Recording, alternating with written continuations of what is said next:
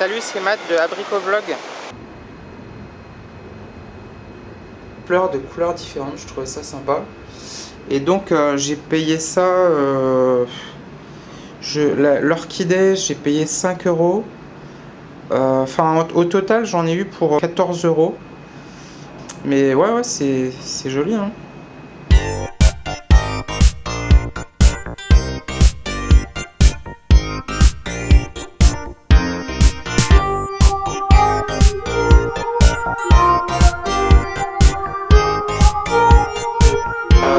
Je vous emmène avec moi. En fait, je vais aller manger une mangue et un nem.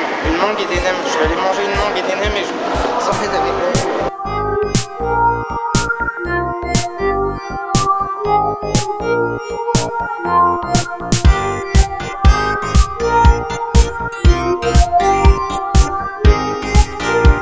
Ici, on est à l'Emporium à Phompong.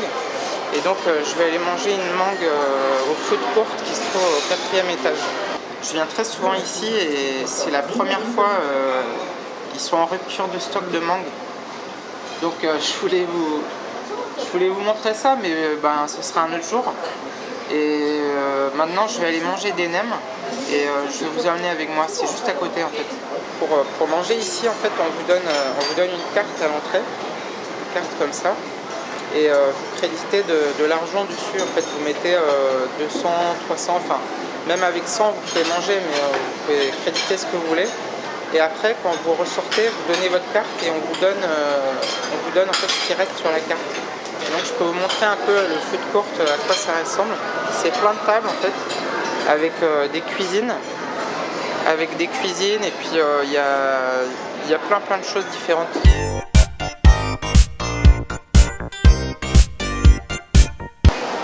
Je viens souvent manger des nems ici en fait parce que on est dans un restaurant vietnamien et les Thaïs quand ils servent des nems en fait ils mettent pas de salade, de menthe et de basilic et donc c'est bien meilleur ici. Il reste un peu de basilic, alors on va aller dans le parc pour l'amener aux tortues, elles kiffent trop le basilic. And I think to myself, what a wonderful C'est parti, on va nourrir les tortues au parc, puis on va se poser un peu et je pourrai vous parler. Je vais vous montrer ce qui leur donne à manger. Je vais vous montrer ce qui leur donne à manger aux tortues, c'est bizarre, c'est des espèces de curly de couleur fluo et je comprends pas pourquoi ils donnent ça aux tortues. Parce qu'une tortue ça mange de la verdure ou...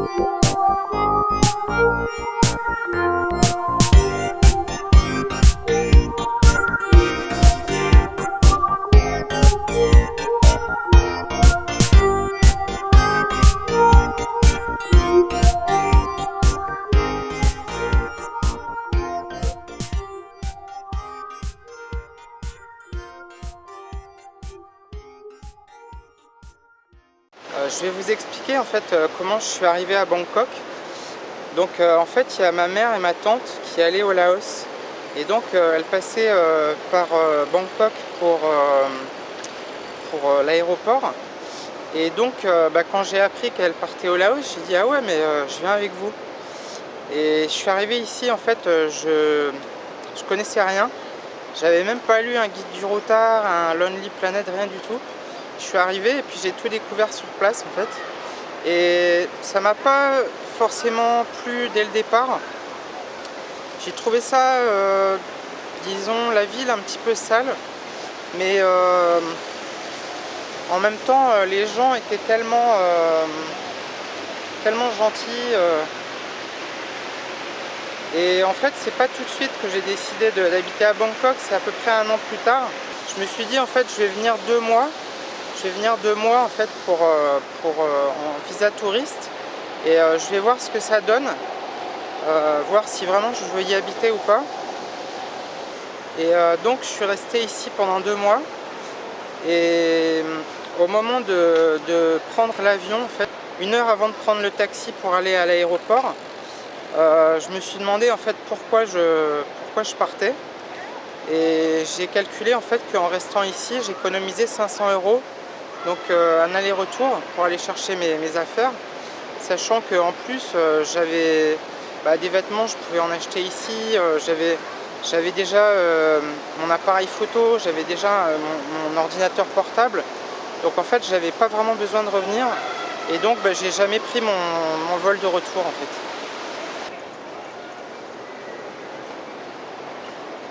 L'éléphant, c'est un petit peu l'emblème du pays, et d'ailleurs la forme du pays a une forme d'éléphant vue de profil.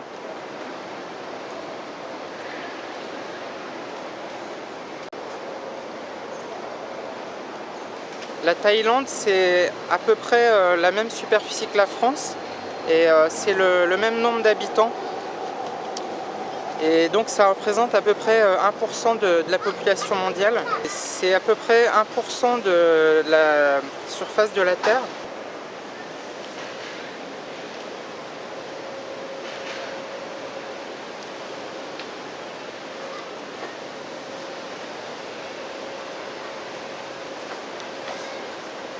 La croissance, il y a à peu près 4 à 7% de croissance par an, de croissance économique. Et donc c'est un pays qui est en plein développement.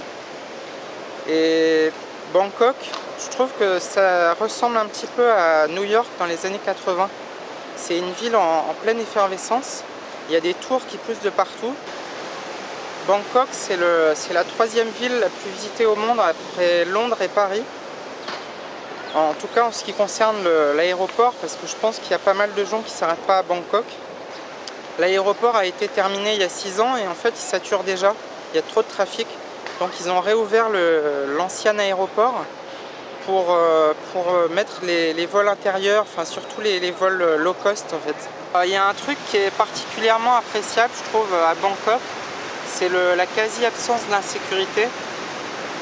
En 4 ans, j'ai jamais eu de problème. On peut se balader dans des ruelles sombres de la ville à 4 h du matin. On se sent vraiment pas en danger en fait. Alors qu'à Paris, même en journée à Paris, enfin, en tout cas là où j'habitais à Paris, parce que j'ai habité à Paris pendant 12 ans, et à Paris, même en journée, des fois je changeais de trottoir. Ça m'arrivait de changer de trottoir. C'était peut-être pas tous les jours, mais voilà quoi, il y a des fois. Et c'est vrai que ici j'ai jamais eu ce problème. Et donc ici il n'y a pas vraiment d'insécurité. Il y a un petit peu de vol, mais il n'y a pas vraiment d'agression. Il n'y a pas vraiment d'agression gratuite, on va dire. Et ça, c'est quand même vachement appréciable. Ici, on a des problèmes si on cherche des problèmes. Et si on les cherche pas, en général, on les trouve pas. Si on respecte les Thaïs, si on leur parle bien, qu'on leur manque pas de respect, il n'y a aucun problème avec eux en fait. J'ai l'impression en fait que le monde occidental est quand même vachement violent par rapport à ici. Et par exemple, si on prend le cas des Français, c'est vrai que les Français ils sont assez directs. S'ils t'aiment pas, ils vont rapidement te le dire. C'est aussi un bon côté, mais c'est vrai que sur le long terme, c'est un petit peu lourd de vivre en France, sachant que comme tout le monde dit ce qu'il pense, c'est vrai que c'est un petit peu c'est direct quoi, et il y a aussi un truc que je trouve vachement sympa ici, c'est que les gens se prennent par la main dans la rue. ça peut être une mère et sa fille, ça peut être deux filles qui sont sœurs, ou même qui sont des copines, elles se tiennent par la main dans la rue. Et des fois, on voit des gays et lesbiennes occidentaux qui viennent sur Bangkok, qui font pareil en fait, qui se tiennent la main dans la rue, et ça c'est vraiment mignon quoi. Et je pense que c'est un des trucs qui manque peut-être de nos jours dans le monde occidental. C'est peut-être un petit peu plus de douceur, un petit peu plus d'empathie les uns envers les autres. Il y a beaucoup de choses que j'apprécie ici et il y a peu de choses que j'aime pas. Il y a 2-3 trucs que j'apprécie pas en fait dans la ville à Bangkok. C'est le trafic, la pollution et éventuellement les odeurs. Il y a des endroits où il y a des poubelles, c'est vrai que ça pue. Parce que en fait c'est des endroits, en fait ils sont beaux les nettoyer, même après que ça a été nettoyé, ça pue encore quoi. Carrément le trottoir il est imprégné de poubelles. Mais bon, c'est vraiment quelques endroits dans la ville, c'est vraiment pas partout. C'est vraiment à certains endroits localisés, c'est vraiment un point de détail quoi. Et en ce qui concerne la pollution, en fait, c'est pas si pollué que ça, parce que je regardais sur internet, il y a une carte du monde où on peut voir en temps réel la pollution. Et Bangkok, c'est à peu près pollué comme Paris, mais il y a 2 fois plus d'habitants. Paris, le Grand Paris en fait fait 8,5 millions d'habitants. Et Bangkok, si on regarde sur internet, ils disent qu'officiellement il y a 12 millions d'habitants. Mais en fait, il y a plein de gens qui ne sont pas comptés parce que le recensement ici, il n'est pas comme en France. Et on estime qu'il y a entre 14 et 18 millions d'habitants à Bangkok. Donc si on coupe la poire en deux, ça fait 16 millions. Donc ça fait à peu près 2 fois Paris, quoi. Paris 8,5 millions, donc Bangkok 16 millions. C'est presque le double. Et pourtant, il y a à peu près la même pollution. Je regarde les index de pollution régulièrement sur internet. Et alors je pense que l'explication elle vient du fait qu'à Bangkok il y a beaucoup moins de voitures individuelles. Et ceci dit, il y a des véhicules à Bangkok qui polluent beaucoup comme les vieux camions ou les vieux bus. Et là c'est vrai qu'il vaut mieux pas être derrière parce que c'est un peu dur hein, franchement. Mais sinon il y a aussi beaucoup, la plupart des voitures sont assez récentes et elles polluent pas beaucoup. Enfin je veux dire ça va quand on passe derrière, c'est pas voilà quoi. C'est pas dur de tenir.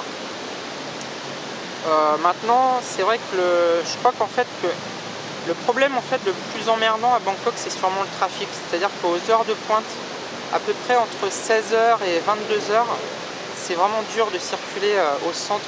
Et même à la périphérie, il peut y avoir des bouchons. Donc c'est un peu le problème de toutes les grandes villes en fait, c'est que les rues sont pas assez larges, il n'y a pas assez de voies de circulation. Et donc ça avance très peu. Et une fois j'ai mis 1h30 pour faire 6 km en taxi. 1h30 pour faire 6 km.